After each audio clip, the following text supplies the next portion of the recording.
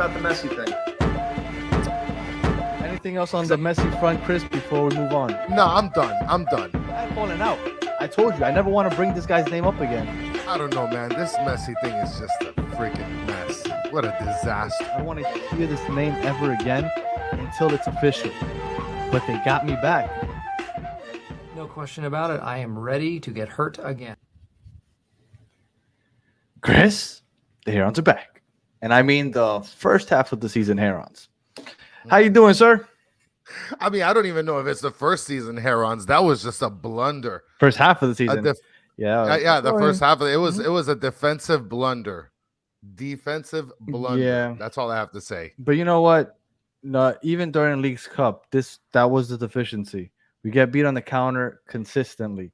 And no matter who was playing up front or in the midfield, that's just where we always suffer. So that wouldn't change no matter who's on the field. Now, would we score more goals? Possibly. But our defense has been lacking all season long, and it was apparent again today. So here we are. I said we couldn't afford to lose to Chicago. We lost to Chicago. And big time. I haven't gone in to see how exactly that affects us. Maybe we'll talk about that next time. But it's definitely not looking good right now because we don't control our own destiny anymore. Wow. I mean, look, I don't even want to talk about that comment that I just saw. I'm gonna act like I never saw it. But I just want to mention that defensively, we were a fucking disaster. It was a complete. I mean, the first comment that Kevo said was, "It's true. What a joke." 4-1. I mean, the amount of exposure that was happening defensively that's just uncalled for. It is literally uncalled for. I do not understand how schematically we were playing defense. I mean, look, and we are huge fans of Noah Allen.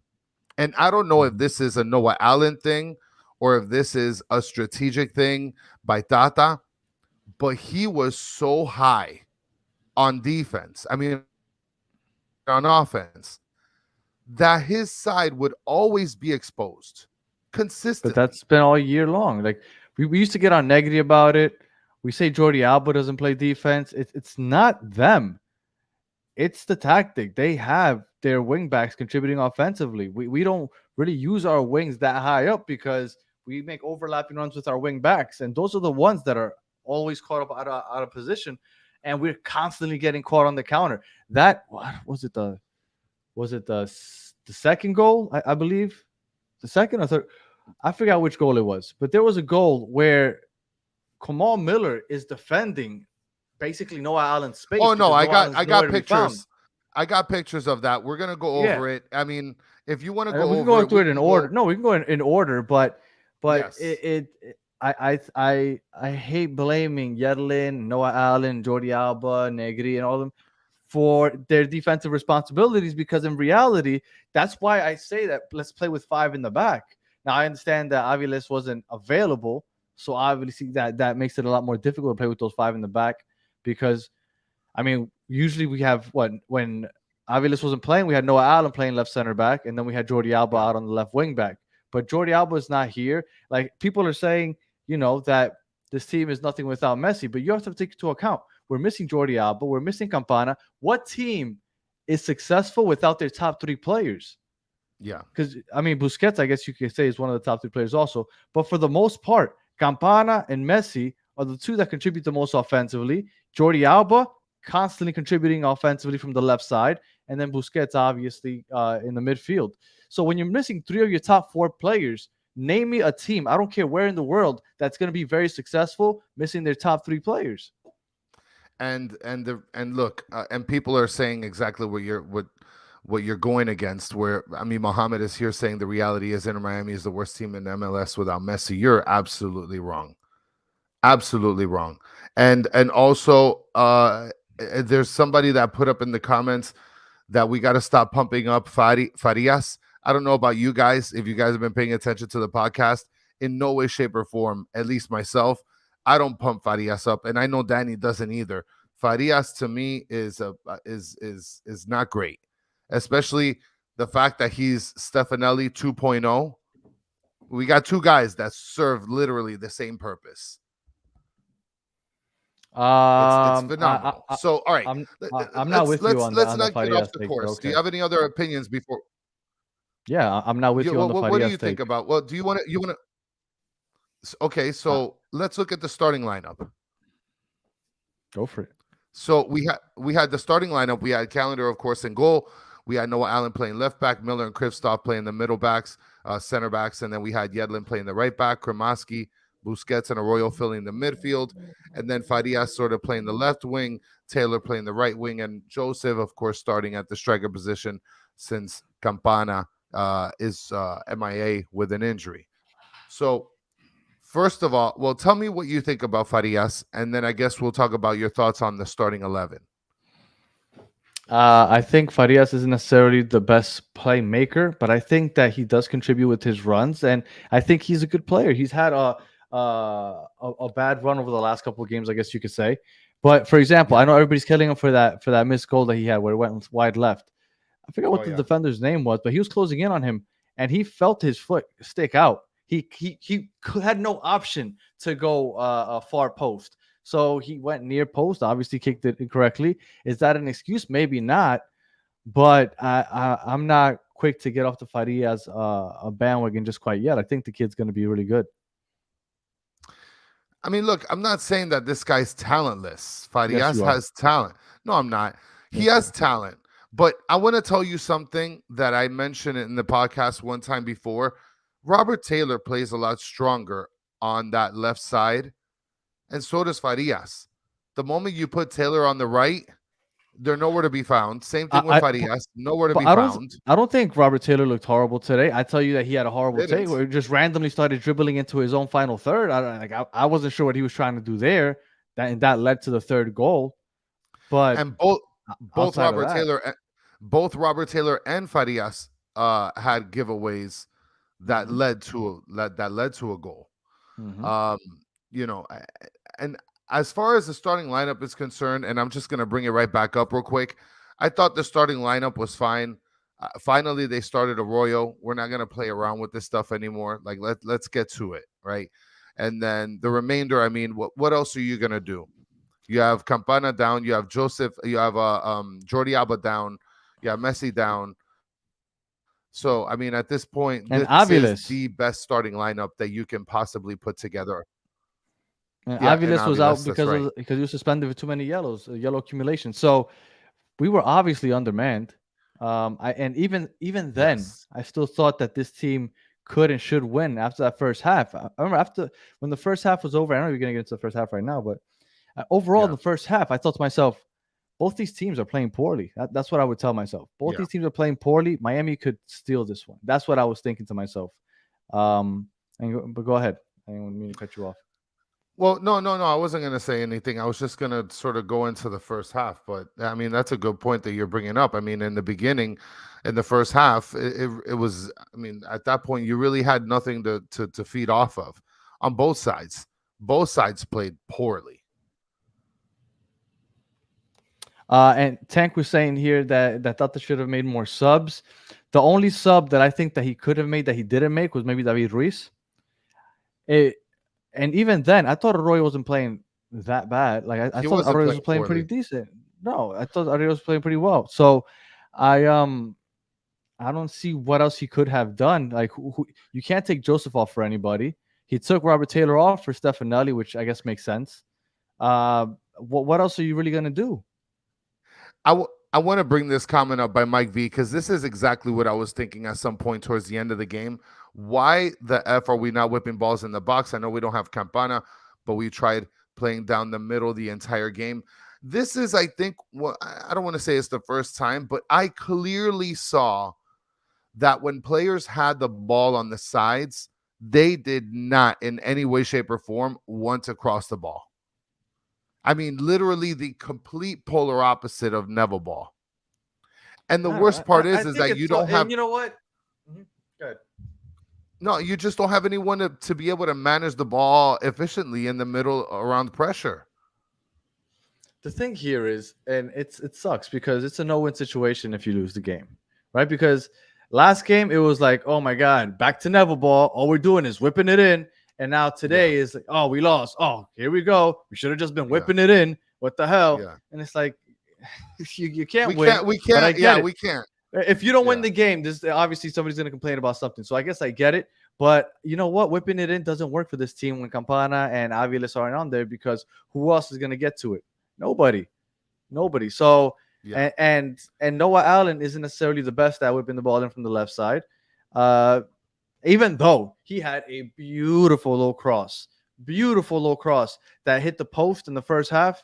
I forgot who it was that was on the at the end of that one, but that was a beautiful pass by Noah. I mean, he can't do it through the air, but those low crosses seem to work a lot for him also.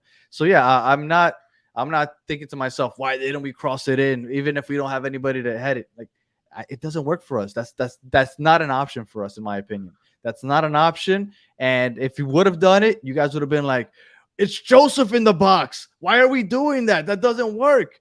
yeah. Just think about it, guys. If they would have done it, it wouldn't have worked. I much prefer what they tried today. And by the way, we're not gonna get into, we'll get into the second half in a second, because the second So half I thought looked a lot better than the first half, obviously.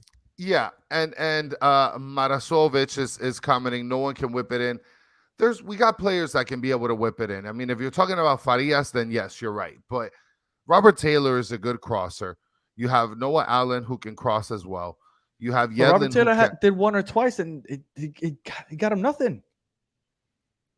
Yeah, Nobody can yeah. get to I it. mean, but that's exactly your point, right? You can cross it as much as you want. Go back to Neville ball and just say, hey, look, let's cross. But if we got nobody that's going to be able to get the ball, then there's really no point of that. So let's get through the first half a little quickly.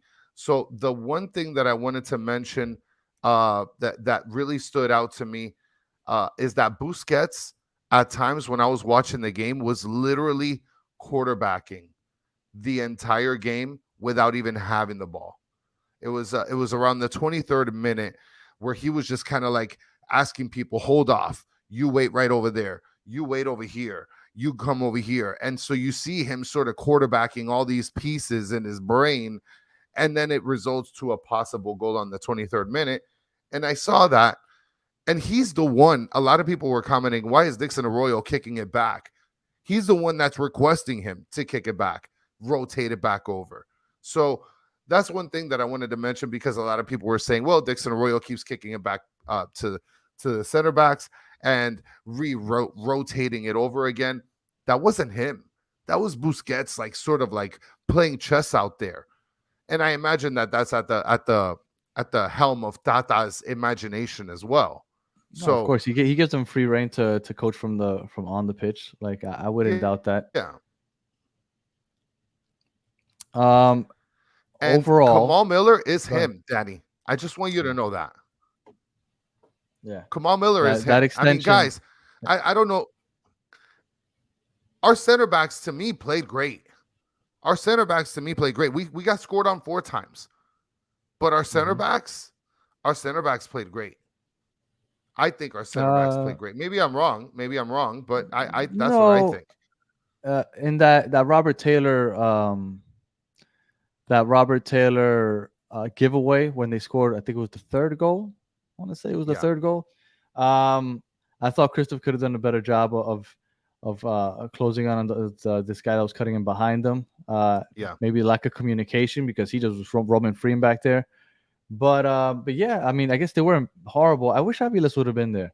I really wish that they would go to 5 in the back. That's what I really wish. I wish they would go with 5 in the back with as much pressure as Tata likes to push up with his wing backs. I wish they would just go with 5 in the back, because we just keep getting like it. I'm tired of talking about it, because I feel like it's been all year long. It's just beat Miami on the counter. Just buckle down, play the mid to low block, and then once you get a turnover, just bucket the other way. And it's just constant. You cannot turn the ball over, because we're gonna get beat. And it happened again today. It's been really rough. Thank you, Heartbreak Guitars, for kicking it in on the live session, brother. Appreciate it. Allen and Yedlin were hard today, but you're saying that defensively? Because I didn't think they were horrible. I didn't think that they were horrible. Did you think that Yedlin and Allen were horrible? I thought that Allen, and again, I don't want to say that Noah Allen was horrible, but I do want to say that I there's think either neither one of them was horrible because they're told to play that high up. You're gonna get beat on the counter. Yes, they should be fast enough, I guess, to get back. But I mean, they're at a loss. Okay, so let's get to the pictures that I have saved here. Right. Go for it. So we'll go into we'll start with we'll finish first half. It was boring, no scoring. Both of them played like complete utter garbage. Can we get to this comment at some point after we're done talking about the game? Because no, Tariq is off the chain today. Tariq, you're on a bender right now, buddy. I want to talk about that after we're done talking about the game. So I want to show some pictures that I took here. So these pictures are on the 48th minute. Okay. Now I want you guys to see something here. I took the picture of this because at this point you start to see, I believe that's Shaqiri.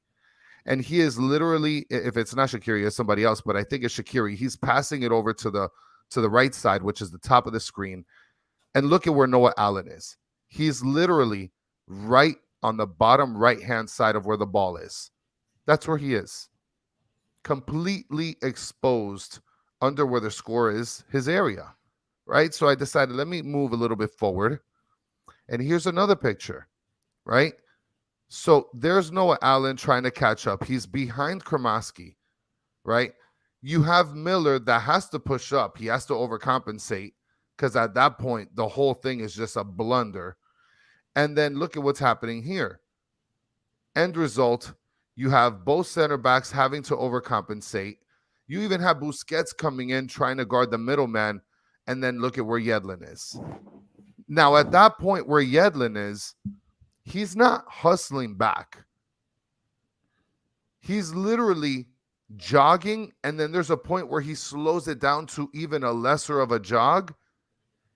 And once they cross that ball over, forget about it. Shaqiri's there, and it is in his pocket, that goal. So at that point, in this goal, yes, I believe that Yedlin didn't hustle back. Now, of course, he was probably really high, had to hustle back. But at this moment right here, Yedlin did not come back on time. And then, of course, at this moment here, we have Noah Allen that was way too up and completely out of position. He was nowhere near where his zone was. But Yedlin wasn't even in that first picture. Look, I'd have to watch it in real time because it's easy to see that still image and say that Yedlin didn't hustle. I'd have to see that replay back because it's a still image. If he's running full speed and he got to that place running full speed, then how you get I'd have to see that back. I was gonna record it and but then you don't want it to get canceled by Apple. Well, exactly, because then all of a sudden we're done. So pictures are just gonna have to do. So I get it. Well, I'd have to go back and look at that. But in that same way, that same thing that happened, I think twice, if not 3 times, on 2 or 3 different goals. I know for sure 2. It was the same thing. I mean, it's essentially an instant replay, but at least on 2 goals. Not sure about 3, but 2 goals for sure were played out exactly the same way. I see a couple of people saying that Yedlin didn't run back or he was lollygagging. Well, I guess I have to believe you. I'll watch it back myself and see if it's true. And you're telling me to stop. Somebody said stop defending, I guess, Yedlin. Yeah.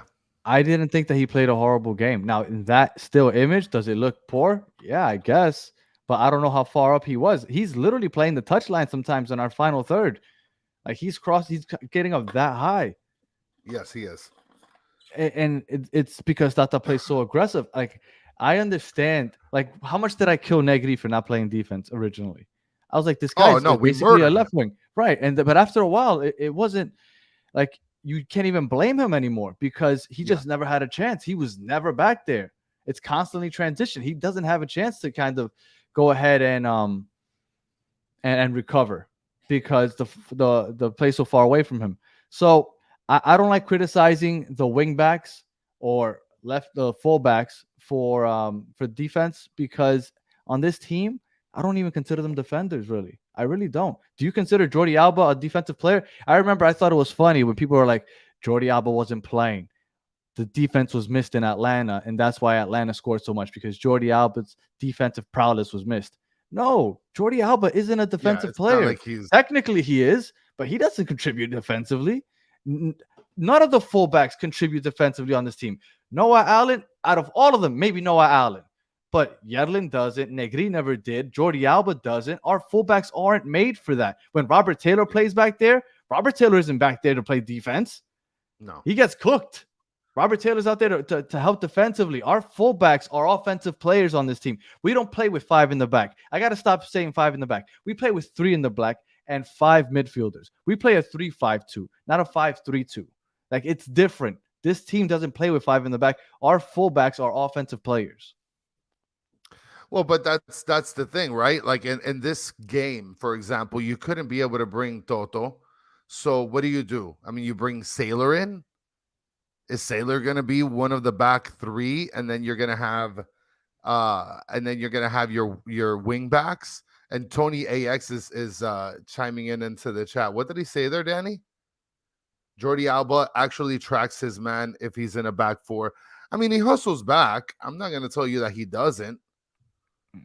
But he's not. Back. His priority is not to come back and play defense. So on that point, yes, I can agree with you. His priority is completely different. Well, I will give you one thing. When Jordi Alba is on the pitch, which has been coincidentally a lot of times when Messi has been on the pitch. What else can we do? When Jordi Alba is on the pitch, which has mainly been with Messi, right? Because they both more or less got injured at the same time.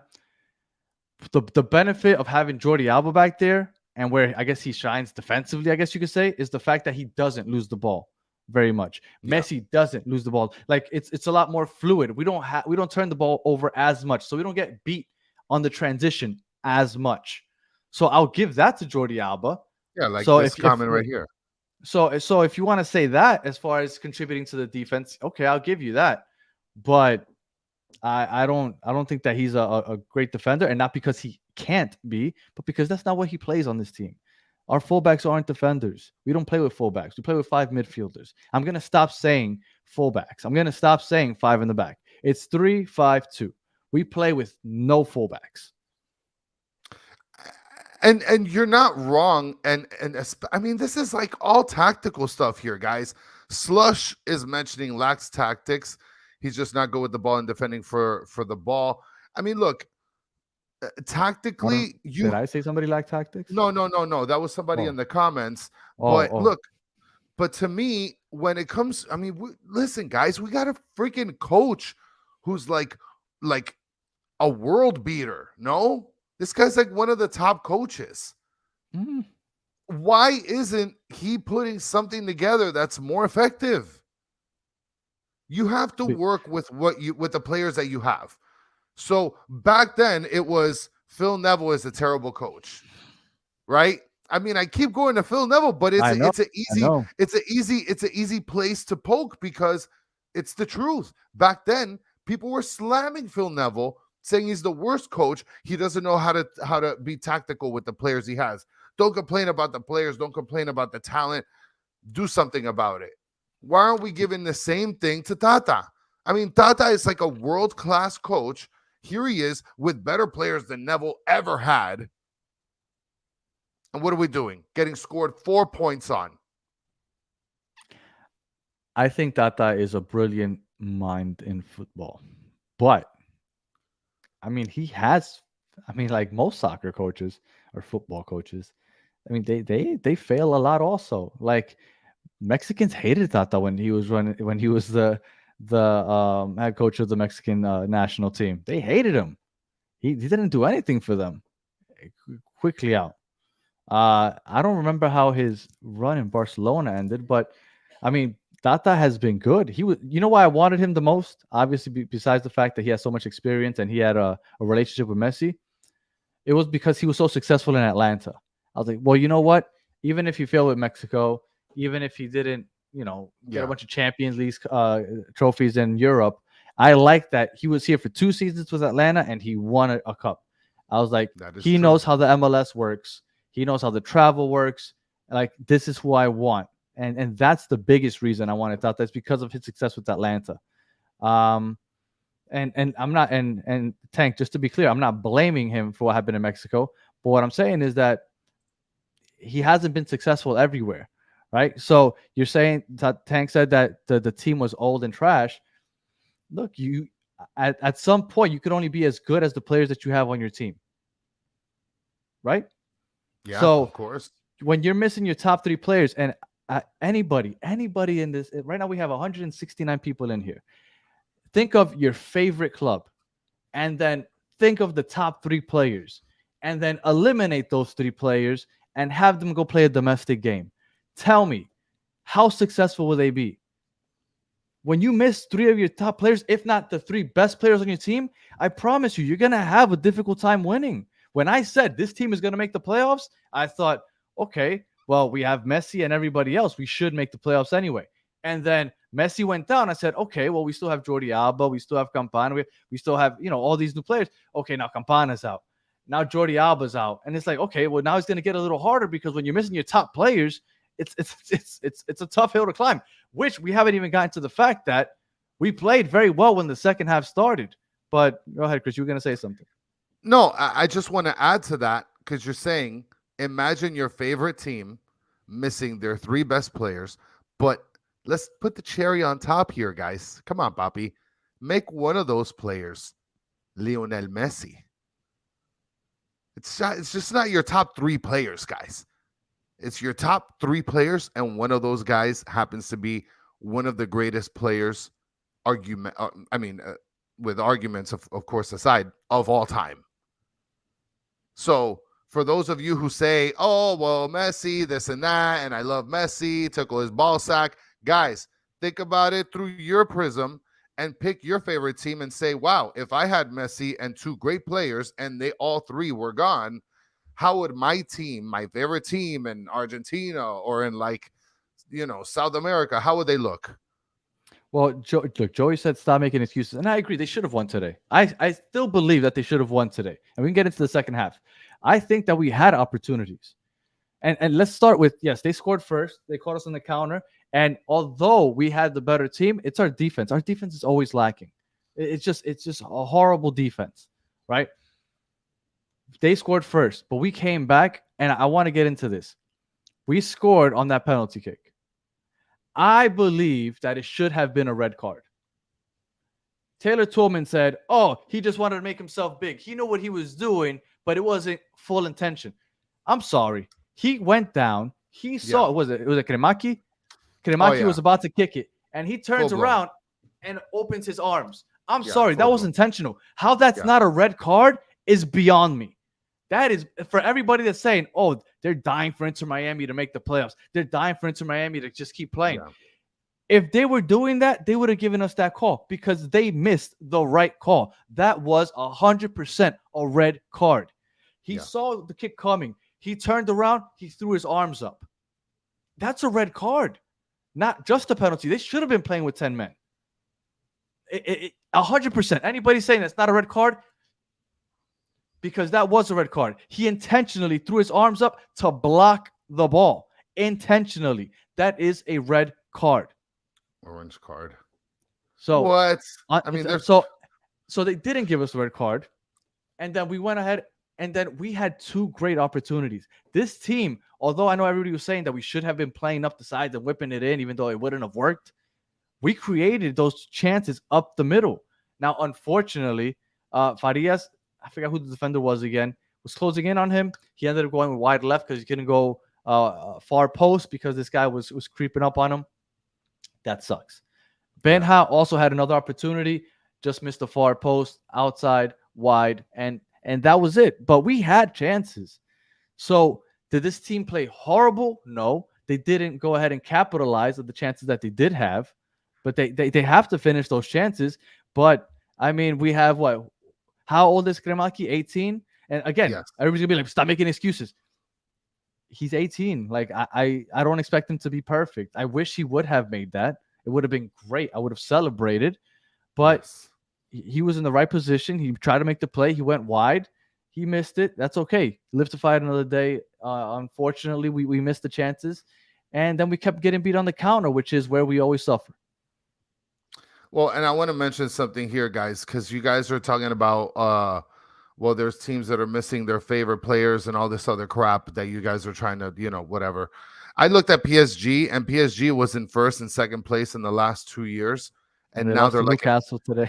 now they're in fifth place. Now they're in fifth place, guys. So for those of you who are tickling the ball sack, like, get over it, bro. I am 100% sure that there are no PSG fans in here because PSG fans hate Messi and Messi hates PSG, or Messi fans hate PSG and whatever, that whole mess. But Messi leaves, Neymar leaves, and guess what? PSG loses 4-1 in the Champions League because they're missing. Well, and technically they're not even their players. But how did that go when they were missing Messi? Lose 4-1 in Newcastle.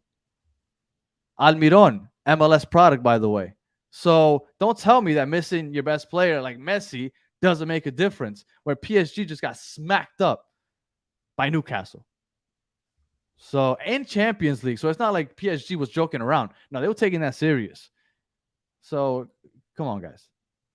So I mean, look, I just want to tell you guys to just eat it, okay? And Tank is telling you PSG can go 100% deeper baguette for sure. That whole league can do that. So, by the way, second half was a strong half in the beginning, obviously. We got, and let me tell you, Joseph playing very selfless, right? Joseph was playing very selfless in this game. I thought that he was better this game. I thought he was great. Obviously it's not great to just have your only goal be a penalty. And then of course I know that Mike V is going to chime in here and call him Ben Martinez and stuff, which, I mean, he had other opportunities too, but there was opportunities that he had, and he said, you know what, I can make the better pass. And he wasn't wrong on those scenarios. He made the right pass, and those players just didn't put the ball in the back of the net. Like you mentioned, Danny, I mean, we had Farias had an opportunity, blew it. Kremaki had an opportunity, blew it. I guarantee you, if Taylor was on the left side, he wouldn't have blown it. And we were getting in the box. Like I felt like we were creating havoc. Like we started threatening for the first, I'd say 15 to almost 20 minutes of that second half. We were on top of them. Like I felt like there was a second goal coming eventually. Oh yeah, because we were on it. Now eventually we got hit with a counter off of a goal kick, which is fucking pathetic. And then at that point the wheels fell off. But like for the first 15, 20 minutes of that second half, we looked like a solid team building up the middle, like you guys said we shouldn't have. We were doing that, and we were getting in the box, and we were threatening, but we didn't create those final chances, which is ultimately, it doesn't matter if we can't create those real chances. Yes, I get it. It was 2 true chances. I get it. But usually we don't even get in the box. We can't figure out how to get in the box. Yeah, if we just convert one of those. Yes, it would have turned the tide. Yeah. All right. Well, wait, do you want to go over that comment real quick by Tariq, or do you want to leave that for last? Well, I want to ask our guest about the red card because apparently the chat doesn't seem to agree with me. So joining us is one of our favorite guests, a lot of the chat's favorite guests also, our main man from 2001, right? Back to the Future. 2001 Miami Fusion. He'll be here in South Florida on Friday to have the Miami Fusion Reunion podcast live recording at Mickey's Irish Pub. And welcome everybody to our good buddy Joe Shaw. How you doing, sir? I'm doing really well. I'm not in a cave with the lighting. Not really well. Not really well. We're doing okay. I'm doing okay. We're all doing okay. Right. Well, so here's the thing. Dallas was also supposed to play at the same time as Miami, so I was going to second screen it, but we apparently have a tornado warning that's going on. So if I get lifted up out of here, you'll know why. But they were saying, I was like, it's rain delay right now in Dallas, and they showed a video. It's raining sideways, so I don't know how much. It might be MLS After Dark. But anyways, so Dallas has not lost yet. Yes, I would have. I want to say something. I've got notes. By the way, because of the tornado, Joe joined us late, but he was supposed to be a third host today to kind of post game this reaction with us. So go take it away, Joe. What did you think of the game? So this is a little ridiculous, but I've got some Halloween decorations up in my yard, and I had to go take them down before they flew away. So I did. I was running down the street. Yeah. So no. I wrote down some notes because I was watching this match intensely. And I want to point out there was a 10-minute stretch. I'm like pulling out the paperwork here. I feel like I need like one of those pointer sticks with the blackboard. There's a 10-minute stretch from the 52nd minute when there was the handball, right? The red card. Yeah. Until Taylor's bad giveaway that led to the goal in the 62nd minute. In that 10-minute span, Miami gets a goal, misses 2 chances. Had they made both of those chances, it's 3-1. This game's over. It's done. Yeah. But I will say this. So Twellman said on the call, it's a yellow card. It's not a red card because it's not a obvious like sticking the arm out like Luis Suarez in the World Cup to block it. But Luis Suarez, I don't know what. No. So I get that that's like the quote unquote reason. To me, if you go back and look, dude slips, turns around, and throws his arm out. And I know you could say it's from like a reaction, like he's just moving and it happens. But to me, it looks like there's some intent. Okay, well, what? Yeah, okay, you could say that. But if you go back and look at it, like this? No, that's got to be a red card. It's got to be a red card. And I understand if they don't want to call it for one reason or the other, but that's a red card. 100%. And if you get that as a red card, it changes the dynamic of the game. Quran 100% was yoga. 100%. The only time you stand up like this is when you're doing yoga. 100% Quran does yoga. Well, I was gonna ask Quran, are you like a 1990s epic breakdancer? Right.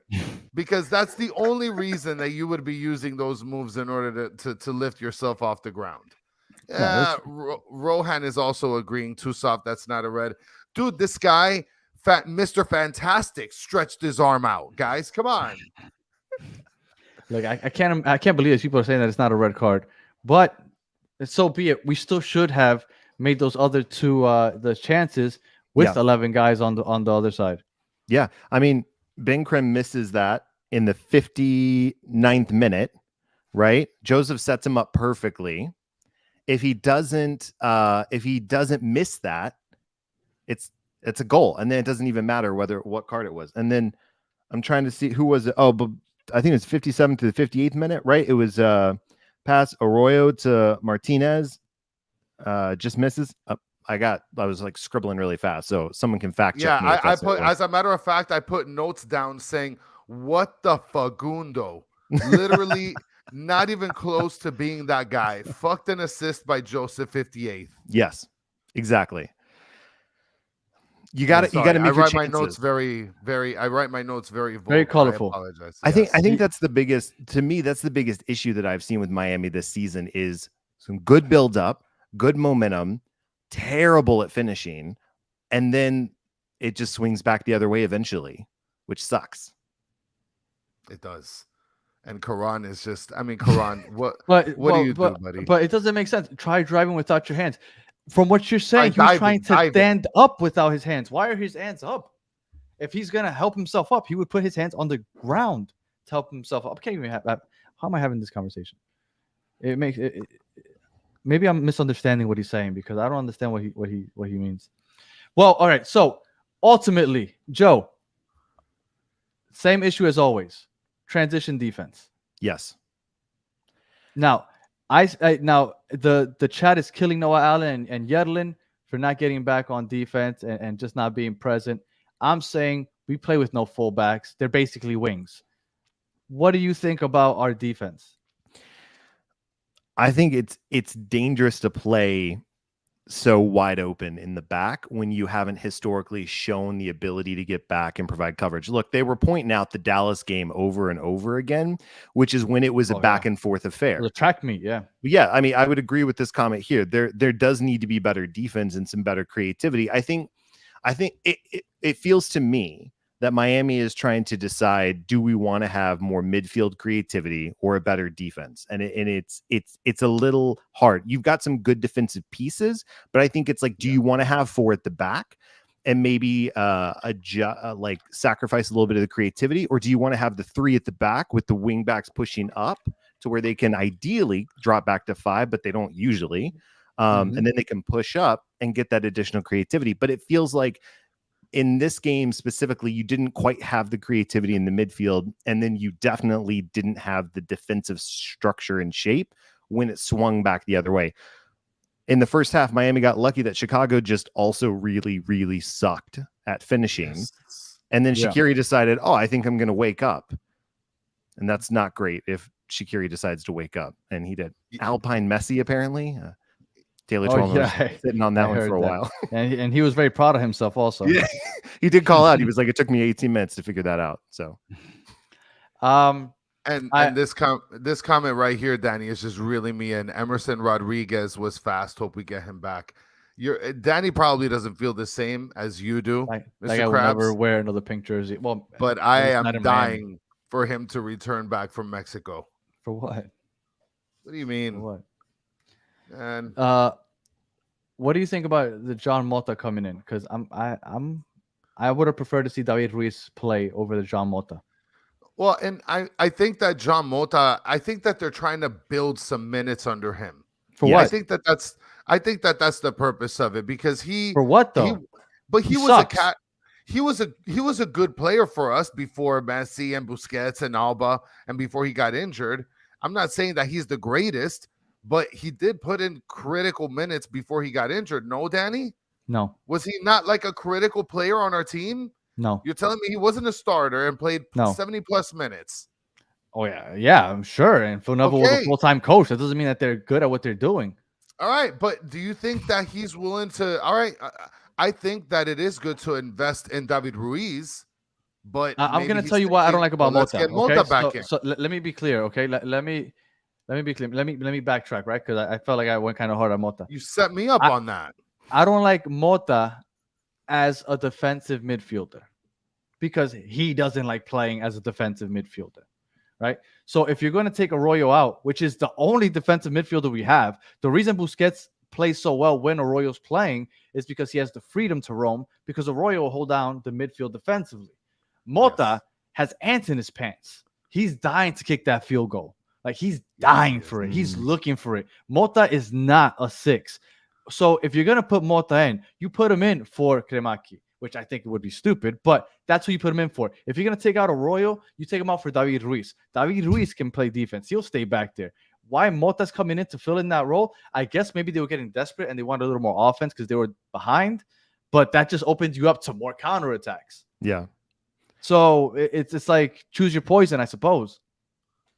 I'll tell you what, I was getting worried that Chicago was going to go to the legend Kai Kamara on the sub, and that's who we had to watch out for. Nope, that's not the sub they brought in that destroyed us. Jeez. But you know what's funny? Kai Kamara. He's a Miami killer. Yes, I want to say it was in March, maybe April, but we played against Chicago in Miami, and they beat us on a counter with Kai Kamara, the 87-year-old man, basically crawling, and we could not get back in We couldn't get back. And I remember I was yelling about Yedlin not getting back, and the chat was saying, oh, but he just had a baby. He hasn't gotten a lot of sleep. Give him a break. Now look, and now I'm the one defending Yedlin. Look how the tables have turned, or however Michael Scott says it, how the turntables turn.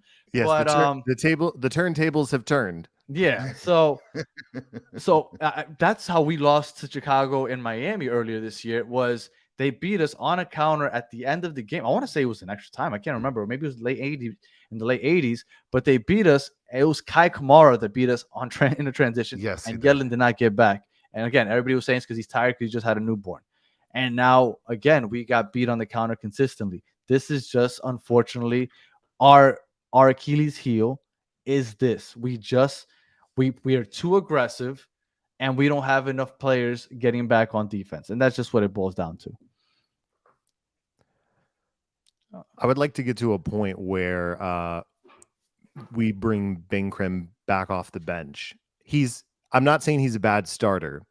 I do that energy. think, yeah, I think he's still got quite a bit of raw quality that isn't.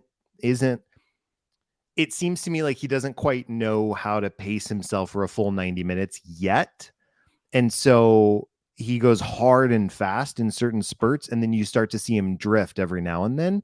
I would really like to see, but to the game in Dallas, right? Brought him off the bench. He was nothing but pure, intense energy the entire time he was on. And he's part of the reason Miami got those goals and ended up winning the game. Yeah. I think if you have somebody that can start and then you bring them off and have Kramashi in for a second 45 or the 30 or whatever, and then you start adding that, then next year, I think Kramaki is going to be a starter no-brainer. But I think right now he's a starter out of necessity because who else are you going to play? Yeah, I can get that. All right. Well, somebody just asked if I still think that we're going to make the playoffs. I'd have to check. The only thing is, and we're going to get into this in another episode for a Cincy preview, but the thing is, we have to be Cincy now. Like now it's gotten to the point where you have to go ahead and you have to win the remaining games. Like we can't lose now. Like we don't have that fortune. Now you have to win and hope. I think Chicago is sitting pretty nicely now with 40 points. They're in the 8th seed. Now we have other teams, and if I could pull this up a second, that we're chasing. And again, I can't do the math right now in my head quickly, but I will tell you that if we win out, we get 9 points. We end up with 42 points.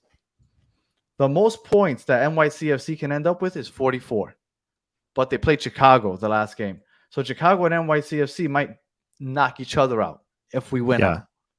And then we have Montreal, which I believe lost today. So they're at 37. The most points that they can get is 43, but they still have the Timbers and Columbus. So, I mean, they could technically win out, but who knows? And then DC also lost. They're at 37. They have NYCFC next. So the most that they can end up with is 40. And then we have the Red Bulls, which nobody's worried about. And Charlotte, well, if we win out, it doesn't matter because Charlotte plays us twice. So all in all, we have a good opportunity to still make it. But the thing is, we have to win out now. So I guess go ahead. Oh, no, you go ahead. Finish what you were going to say. No, I was going to say that we have to win out. We have to end up with 42 points and hope that that's enough. Yeah. Real quick, Danny, one of the things I gotta show you. I shared an image down there. I don't know if you can. I can see it. Chris. I can pull it up. Pull it up. I got Kramaki's hairstyle from back in the day. So this is me, nice, circa 2008. Rocking the Kramaki. There it is. Or rather, Kramaki's rocking the Joe. Right. This is true. You came first. But yes. So, anyways. If anybody that is a look, Joe. You got a head of hair, brother. Yeah, he still does. I do. It's nice look and at thick, that. and yes. What show are we talking about? Nice and thick. What's going on here? Hey, I'll take that. I'll take it. All right. So real quick, just one last thing about the whole. We have to beat. Cincy. We have to beat Cincy. Yes. Yeah. Cincy already won the Supporter Shield, so technically, they could rest their guys. They could rest their guys. The only thing is, I'm pretty sure Cincy wants to make sure Inter Miami does not make the playoffs. Yeah, because if Inter Miami makes the playoffs, they're gonna guess who they could possibly see first round? It's Inter Miami versus Cincinnati. Do you think Cincinnati is going to run the chance of possibly losing on Saturday by not playing their starters and then having to see Messi in the first round for a best of 3? No, I think Cincinnati's coming full force. Absolutely, and that's going to make it very, very difficult for us to win out because I don't know how we could beat Cincinnati if they're going all out on Saturday. And Rohan, I don't think that. And you're mentioning in the comments, are you for real? They want revenge from Open Cup. I think at this point they've already gotten the Supporter Shield. They don't want no revenge from Open Cup. Like, they're off to bigger and better things. They want the MLS Cup. They want to be able to prove themselves season-wide that they are and it's not like bigger and better. and we didn't end up winning the Open Cup. I don't think it. I mean, maybe, but I think it's going to be more trying to avoid Inter Miami, and especially a full health Messi-led Inter Miami if he is healthy in the first round. I think that would be the reason. Any final thoughts on the game, Joe? Any final thoughts on the game? I'm trying to see if there was anything that y'all talked about that I wrote down. I think the only thing for me was just I'm getting tired of the switch on the offense, right? So like I don't know if it was the first goal by the sub or the second one that Chicago got, but it was just a nice like pass across the goal, finding the guy at the far post. He gets it in. It's just like it's textbook. I've seen Miami let this in over and over. So I would really like to see Miami decide what they're going to do on defense. And if they're going to leave Drake Callender out to dry, give him a heads up so he's maybe cheating a little bit and can stop a few of these. Yeah. And then I need Ben Krim to finish those chances. That's the only other thing. And Mike B is mentioning here, Danny, since he wants that Messi money, we're going to beat them, but lose. You know how, and lose to Charlotte, I'll finish that off. You know how wild it would be, Danny, that we beat Cincinnati after just getting railed by the Chicago Fire? Because the game went from being Miami pushing their chances into the playoffs to Chicago going back to what it once was, 60,000 fans. Is everybody going to come back and love Chicago? No. They got the Chicago Cubs. They got the Chicago White Sox. They got the Chicago Bears. They got the Chicago Bulls. You guys are done. You're going to have like 24,000 bad. All those teams are bad, though. Yeah. But they got a long following, though. Yeah, no, for sure. Cubs fans are some of the most loyal and battered fans. Oh, yeah. Got to find the Cubs fans to start a battered Cubs yes, podcast. That would be good. Will Messi play next game? I doubt it. I really do. Joe, I'm sorry. Chris, any final thoughts on the game? I have wrote down in my notes around like the 81st, 82nd minute. This game is a fucking disaster. Complete defensive blunder. Fuck this shit. You know what I love about Chris's notes is that if you look at his notebook, it's in black and white, but yet it's so colorful. Yes, yes, it is. It is. All right. So real quick, somebody figure out who it was that actually. It was right here. I put it up. I started. Okay, 8 new starters. So what you're keeping is, I'm assuming, Messi, Jordi Alba, and Busquets. So at this point, you do not think Drake Callender is good enough to start. You don't think Kamal Miller is good enough to start. You don't think either Robert Taylor or Farias, one of those two, is good enough to start. Who else? Who else am I forgetting? Gregory, not good enough to start. Ben Krem. I mean, I know you guys say you like him off the bench. Coco Jean. I wouldn't. Come on. We're being serious here. Rohan, that's a beautiful point. I do think that I think we just say it. 8 new starters. I do not think we need 8 new starters. Just say it. Tariq, you're fucking crazy, bro. And Campana also. You don't think Campana's good enough to be a starter? I think Campana's a pretty solid 9, especially if he has Messi playing with him. I think him and Messi didn't get to play much until right before Messi got injured, unfortunately. Wait. I mean, look at what Tariq said. No, and no. Maybe just Calendar. So say 7 starters. All right, Joe.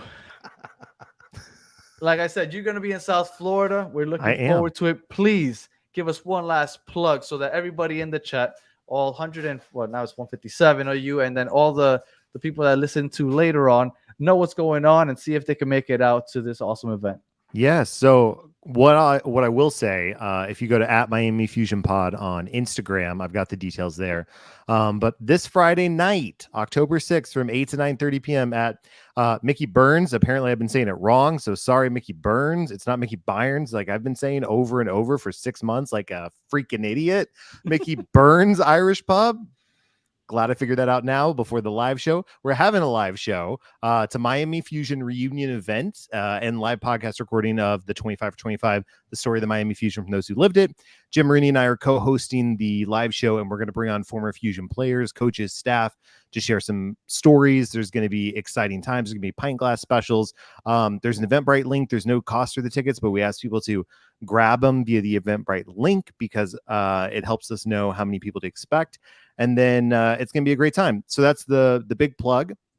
The other plug is that the 25 for 25 show is up for Football Content Awards for Best International Podcast. So if you go to footballcontentawards.com/voting, you can vote for 25 for 25 as Best International Podcast, or you can go to Instagram at football.content.awards, scroll down till you see the image Best International Podcast, click on it and comment at Miami Fusion Pod. That counts as a vote as well.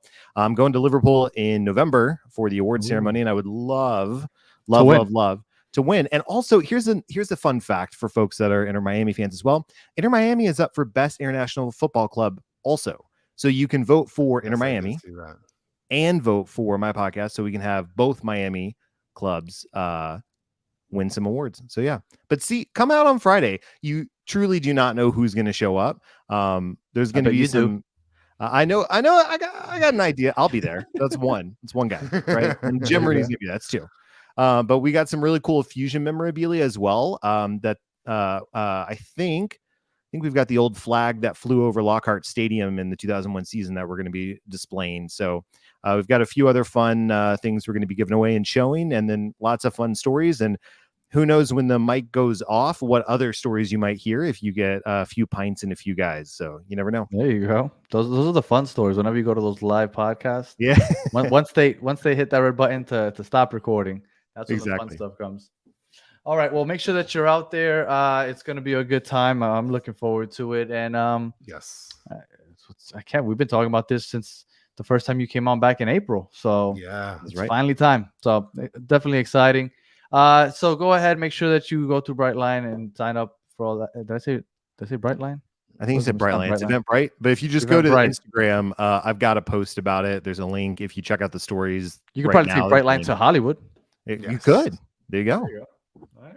Well, if you are listening on audio, thank you for listening all the way to the end. Please leave a 5-star review, comment, all that other good stuff. And if you are watching on YouTube, or if you are literally listening to my voice live right now, please hit the like button. If you haven't already, subscribe. And as always, if you were part of the chat, we appreciate you joining in. Thank you. As always, you are the best part of the show. And Joe, I can't say it because we've had so many guests on. I'd be insulting people. One of our favorite battered Herons. We appreciate you taking the time to join us, and look forward to seeing you in person on Friday. That's right. So for everybody else, until the next one, have a good one.